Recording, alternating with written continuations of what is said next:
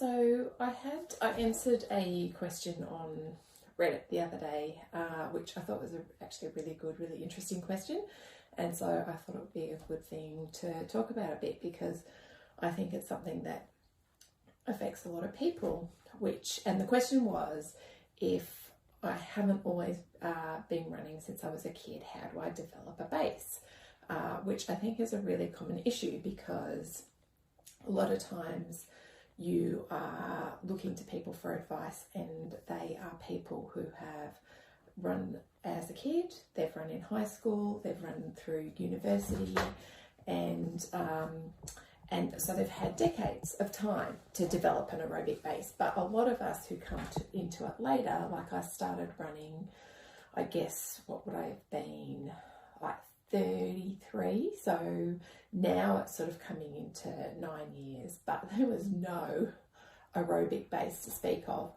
Although it is one thing that I like to keep in mind, is that I had probably at that stage been doing a significant amount of walking for a year or two. So with my first baby, it would not be unusual for me to walk 10 kilometres. And although when I started running it did not feel like that helped at all, I'm sure that it actually played a big role in terms of how I was able to progress that. So anyway, the question that they had was that in the context of, okay, so like, let's say if I'm running, like doing a couple of easy runs of in between 45 to 60 minutes, and I'm doing a longer run, but how long do I do that for? And do I need to do anything else? And should it include anything faster? Should it all be sort of like slower, steady state stuff? And I think that that is a really good thing to look at. So one thing is, there's nothing wrong with doing that plan. Like any kind of running is going to help to build that base, but obviously it can be hard in the beginning to develop that base, because everything is kind of like a higher intensity than you necessarily want it to be. So the main thing is going into it knowing that base building is going to take a really long time. So it's going to take years, and it's not going to be like, oh, I'll do this sort of 6-month block and then it'll be done. Like, it's an ongoing thing. And for that reason, while you might have phases where it's more geared towards the sort of like the lower level of aerobic system, and other periods where it's more specific, like, okay, now I'm going in to train for this 5K or 10K or whatever it is, and you can definitely structure it like that. But because it is a long time, you probably want to take something that's a bit more varied, because there's a couple of problems that come into something where most of the runs are pretty much the same. And one is, if everything's the same, then it is harder for you to have a sense that each thing has a purpose, and then it's a lot easier to skip things. So just from a motivation point of view, it can be challenging to have a situation where every run is the same. And then the other kind of thing with the base is that there's a lot of range within that base. So there's like the super, super easy stuff, and then there is sort of like the top of that base, which is still within your aerobic zone and your aerobic ability, but it's not like as easy, like it still feels like work. And you want something that is going to kind of like cover the gamut of that, because it's not, aerobic base isn't just the stuff that you would consider sort of like all day pace, or like conversational pace. So your base probably starts at about like what you would think of as 60% effort, or like 60% max heart rate, and it should be something that you could hold a full conversation at. And for when you're starting, that probably happens more at a brisk walk rather than at a run, which is why you sort of like do the walk run situation. And it's going to go all the way up to your tempo pace, which is more like if you were in a race, you could hold that for 45 to 60 minutes. And it is kind of like more around about 80% of your max heart rate, and you can still talk, but chances are it's in shorter sentences. Like, you should never be in a situation at that where you're actually losing control of your breathing. That's too aggressive. So within that, there is like a huge amount of range of what you can do.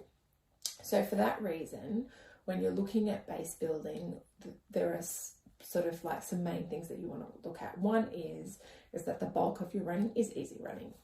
The other thing is that there's a lot of ways to incorporate some top speed type stuff that isn't at all taxing, that you don't need to recover from, but it's just going to maintain that speed. And so that would be doing things like say during an easy run, picking, like 5 or 6 times to do anywhere in between sort of like a 30 to 100 meter effort, and not like an all out sprint, but it's just having a period of time within that effort where you're getting up to your top speed. And another way that you can do that too, which is even better in terms of, you're never going to get injured doing hill sprints, because the hill is going to slow you down. And so if you are feeling nervous about getting up to like close to your top speed on flat, then hills are a great way to do that. And they're also going to reduce the range of motion from your legs, and so it's just going to protect you. So it's kind of like can be a nice little safety zone. So, and you would start with similarly just doing like 10 seconds. You don't really want to be doing any more than that, and it doesn't have to be a steep hill. Any kind of slight incline is going to do the trick, and you have loads of recovery in between those two. So you can add those into some of your easy runs, and then you'll have your sort of your longer run, which is great. And then you can just sort of like start working in some other things, like maybe 1 session a week to start with. Maybe that's doing an easy run, but it's on hills. Maybe that's tempo running. Maybe that's tempo intervals. Maybe it's fartlek stuff, like whatever you want to do. And that is going to be a great combination for base building. And it is something that you do want to do for probably 6 months, and just have like a weekly plan and repeat it.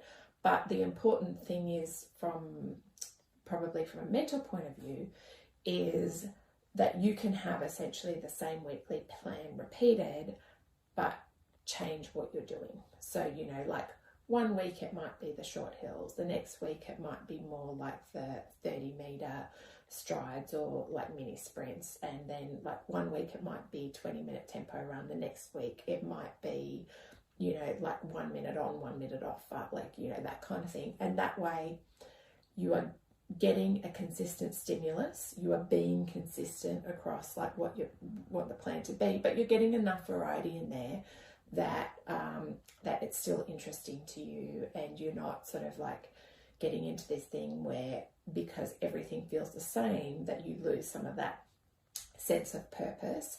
And that's one of the main reasons why it doesn't really matter for me like who I'm coaching, whether they're brand new to running or they've been around for a long time. Developing in that variety and that sort of undulating nature of training, where you'll have like big weeks and lighter weeks, and also the same with your sessions, like you'll have a big session and then you'll have like an easy day, is all an important part of developing that runner and developing the base, and doing it in a way that your body can respond to and adapt to, and also in the way that can be consistent over a long period of time.